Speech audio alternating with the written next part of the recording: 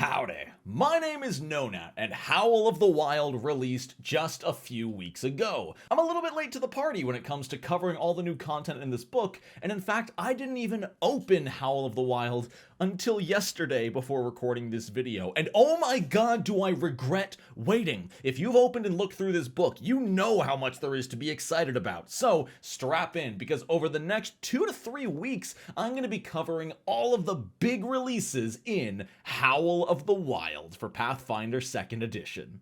Also, I was really trying to commit to the whole turtleneck teacher aesthetic for my last few videos, but it is a hot goblin summer and I refuse to wear anything heavier than this. But regardless of how sweaty I am, I do want to give a huge shout out, that was the weirdest segue ever, to every single member of the Nonat1's Patreon. You can see them all on screen. All of these beautiful people help fund my life and help me keep doing exactly what I'm doing right now, which is the single thing I'd want to keep doing the most in the world. So thank you so much to all of my patrons. If you'd like to support the channel as well, there is a link in the description where you can pledge for $10 a month to get your name on that list alongside all of those generous folks. Thank you, patrons. The Clawdancer is an archetype specifically designed to give support to characters with natural weapons, namely claws and talons, which is something that the game was severely lacking. Natural weapons were really cool. People like to talk about them because, hey, if you ever lose all of your gear, you can at least rely on your body. But this gives feats and unique actions and a lot of unique interactions with unarmed strikes, specifically with claws and talons. And having claws or talons is a prerequisite for the dedication. The dedication is super simple. Once you've taken it, you get access to 2 new stances, which work the exact same way as monk stances. By using one action, you enter into that stance and gain all of its benefits until you leave that stance. The stances in question being Claw Stance and Talon Stance. These 2 stances, even though they're named Claw Stance and Talon Stance, don't mean you have to have both. If you have claws, you can use Talon Stance. If you have talons, you can have Claw Stance. And what these stances effectively do is upgrade your unarmed strike. As long as you're in Claw Stance, you start dealing Frenzied Claw unarmed attacks. These are 1d6 slashing with the Finesse, Agile, Unarmed, Versatile Piercing, and in my opinion, most important, Grapple trait, meaning as long as you've got hand wraps of mighty blows, is that what they're still called? This remaster is hard. Yes, they're still called that. As long as you have those on, then any +1/+2 rune you get to your unarmed strikes also apply to your grapple checks as long as you're in Claw Stance. Talon Stance hits a little bit harder, dealing 1d8 slashing damage. It loses the versatile piercing of Claw Stance, but it does still have finesse and it has the sweep trait, making attacking multiple targets easier. At the end of the day, Claw Strike is mostly about using your arms, and Talon Strike is mostly about using your legs. You can see that in Talon Stance, it specifically says you don't need a free hand to use spinning Talon Strikes. So let's get into these feats because there's a lot of them. This archetype has so much support, starting with Claw Snag. If you currently have a creature grappled and the creature attempts an escape check, you can use your reaction to attack with a Claws Strike, and if you're not in Claws Stance, you get to enter it as part of this reaction. This is incredible. Normally, escape checks don't trigger attacks of opportunity. Reactive strikes. Remaster. Damn it. This is incredible because normally escape checks do not provoke reactive strikes. They actually surprisingly don't have the manipulate action. So this is a super unique reactive strike effectively where you grab someone. If they want to get away, they have to escape. So even if they succeed their escape attempt, you're still getting a bonus full attack bonus strike against them. Phenomenal. Dashing Pounce. For 2 actions, you get to add a leap to a couple of attacks. You leap up to your leaping speed, which is usually 10 to 15 feet, and then can make 2 frenzied claw attacks against a nearby enemy. The really funny caveat is that if you happen to miss both of these attacks, which the multiple attack penalty does apply here, you fall prone. And I just love the visual of just the badass Clawdancer leaping forward, arms out, swiping, missing, and then just eating it on the ground. Overall, this is fine. It's a little restrictive since you need to be in Claw Stance, but it does let you effectively move 10 to 15 feet for a free action before making your 2 attacks. Not bad. Talon Sweep is incredible, and y'all, this archetype paints such vivid pictures with its feats. If you are currently being flanked by 2 creatures and one of them attacks you, you can spend your reaction. If you do so, nothing happens yet. This is a little bit of a risky feat. If the creature misses you with its attack, you get a free attack back at it. You got a guy over here, the guy behind you is flanking, he swings at you and misses, and you just say no. This is super useful against underlings and minions who are maybe on their second attack of the turn, or even a boss who maybe for some reason is attacking you with their third attack action at max multiple attack penalty. I'd say it's not worth using the reaction on a target's first attack, because remember, you spend your reaction first and only gain the benefit if they miss. So you can spend your reaction and then they hit you, and you get nothing for this aside from possibly switching to Talon stance as part of the reaction.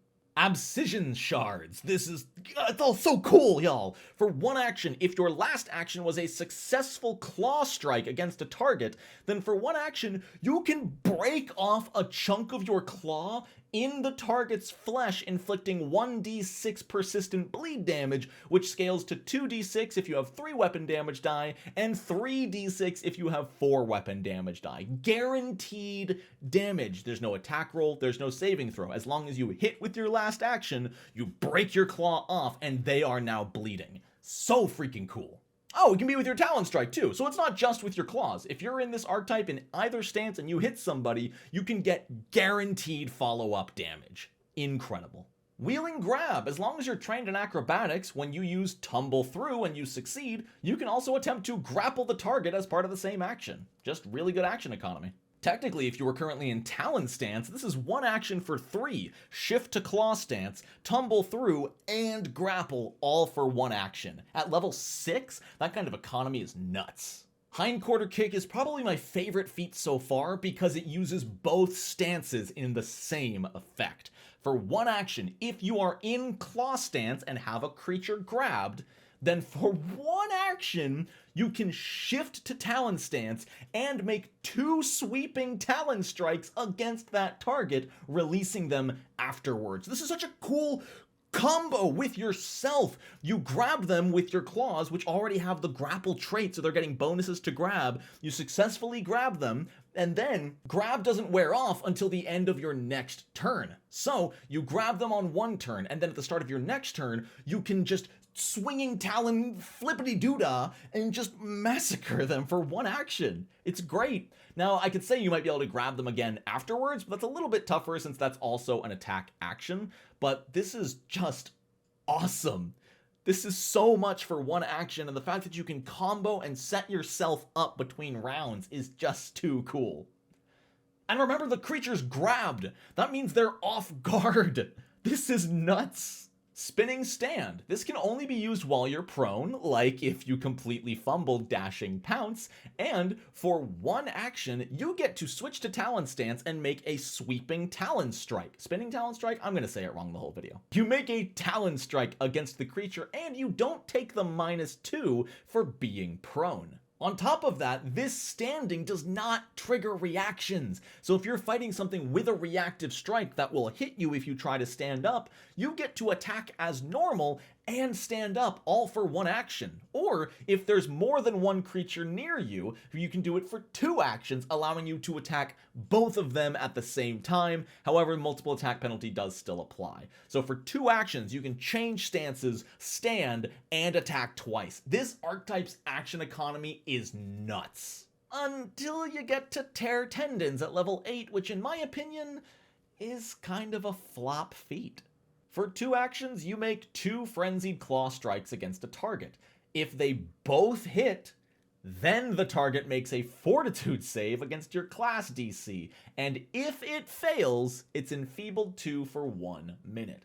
A very strong effect, but a lot of hoops to jump through. Let me just go down the list here. First off, this is one of the only feats we've read so far that says it doesn't shift you into that stance. If you want to use Tear Tendons, you need to already be in Claw stance, not Talon stance. Second, the multiple attack penalty applies to these attacks, so your second one is going to be at -4 because of the Agile Claws, so it's already relying on 2 attacks, both getting a good number on the die, and the second one being at a -4 to hit. And even if both of those attacks hit, it's not a guaranteed effect. The target then needs to fail a saving throw, a fortitude save, mind you, which on the average monster is the highest save, and they have to fail. No effect on a normal success. Cap that all off with class DC being one of the least reliable DCs in the game. Aside from scaling off of your key ability score and certain levels of progression, you can't increase it. It's only for a minute on a critical failure too. If you manage to be in claw stance, land both strikes, and they fail the fortitude save, they're enfeebled 2 for 1 round. You spent 2 actions and succeeded on 2 of your own checks and made sure the enemy failed one of their checks, and it's just -2 to attack rolls for 1 round. It's just used frightened. Feline Dance, a very cool feat that I think giving it uncommon and access to catfolk seemed a little unnecessary, but regardless, we'll go with it. Once per hour when making a basic reflex save, you can roll it with advantage by using your reaction. Take the higher result? Cool. The interesting part of this is that by using Feline Dance, you swap stances. It doesn't matter which stance you started in. If you're in Claw, you go to Talon and vice versa. Just a really cool little interaction. I don't know why they felt the need to make this one uncommon, aside from just having it belong to the catfolk ancestry directly, but I think any ancestry could perform a martial arts-esque maneuver that represents or reflects the movements of a feline. I don't think that needed to be an ancestry-specific thing in the middle of this archetype. Hunting Snag is okay, it's just a level 10 reactive strike.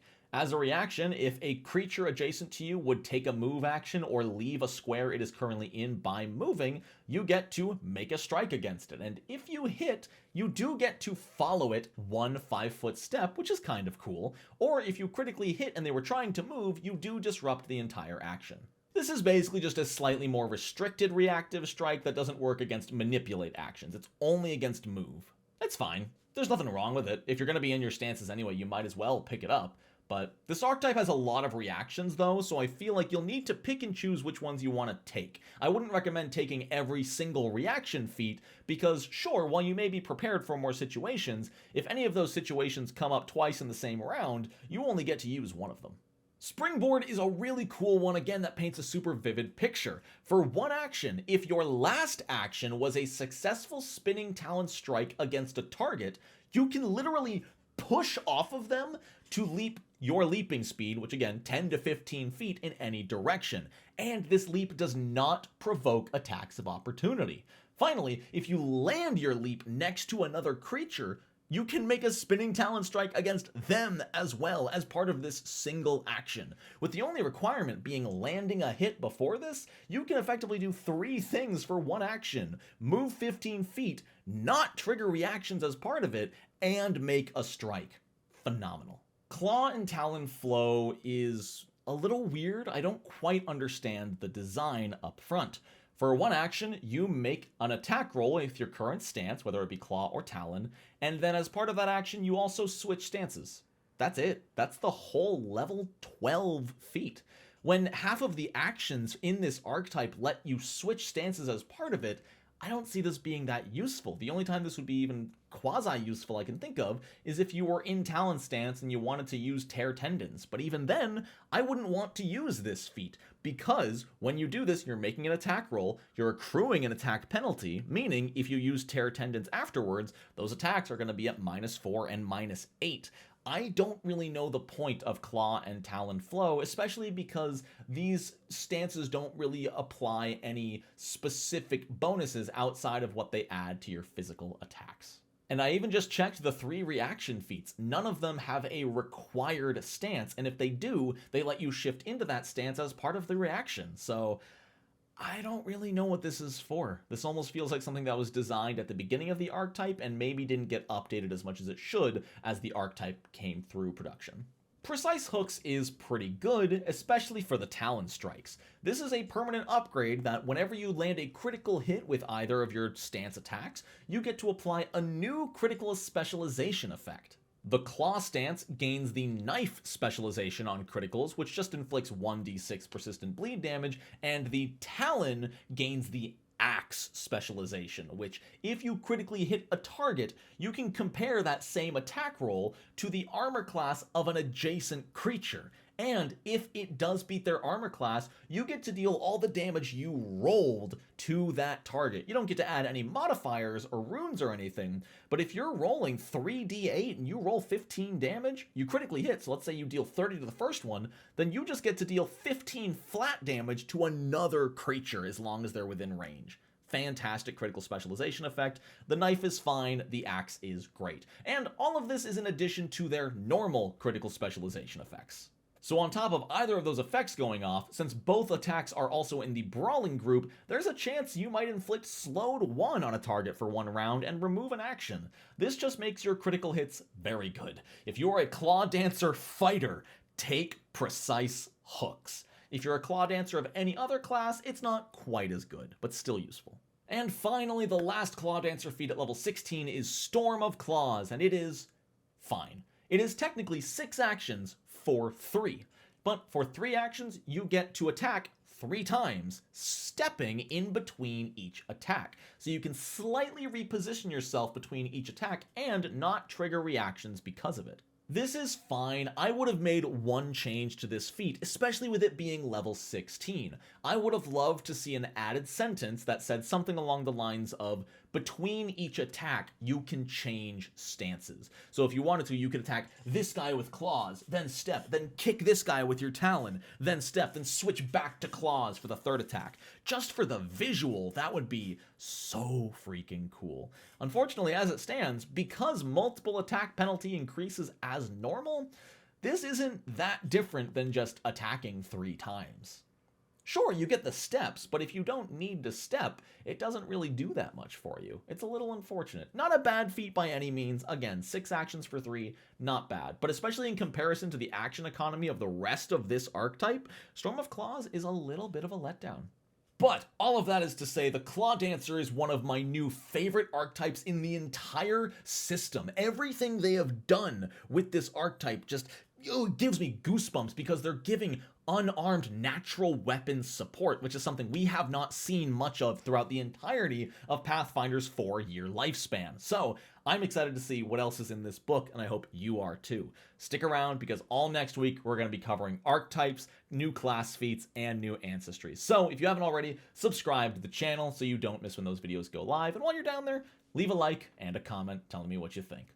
Thank you so very much for watching. I hope you all have a wonderful rest of your day. And until next time, no nat ones.